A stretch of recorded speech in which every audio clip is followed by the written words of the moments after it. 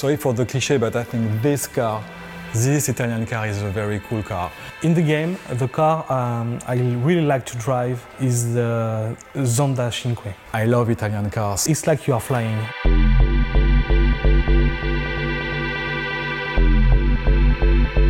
One of the decisions we had to take when we started Test Drive Unlimited 2, it was do we keep the old racing engine or do we develop a new one?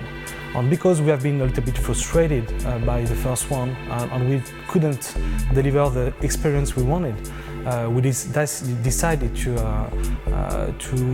rework and to recraft from scratch. For this game, it was quite important how we balanced the handling out. So it's always been about this kind of balance between arcade and simulation handling. And we'd kind of reworked the whole handling to kind of achieve the aim of upgrading this for the new game.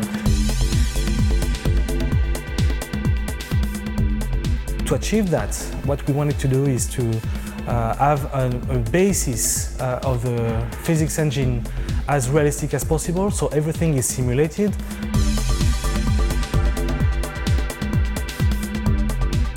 With this new handling, you can drive classical car, you can drive small power cars and very high-end cars like those ones. With this type of cars, it's the most difficult element that the player will have to deal with is to judge how much power do I transfer to the car. And this is something we add assistances for the player to be more comfortable with. Of course, when it's raining in TDU2, the roads get wet and the handling taking account this parameter.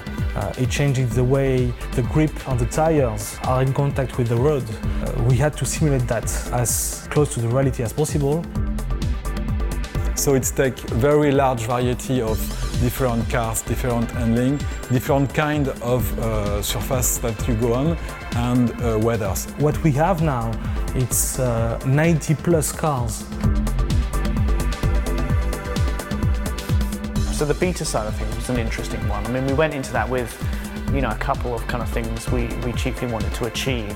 When you are developing handling, you are too close to it to judge it. Really, there's nothing like actual players with a multitude of different configurations, playing it in a multitude of different ways, all at the same time, going wherever they fancy rather than where we tell them, to really know how the game will perform. We have so many fans in this game that make a really, really good work, that answer our questions, make very precise feedbacks on bugs, handling, everything that counts in the game. The other big thing for us was just trying to push up how many people were playing the game at the same time.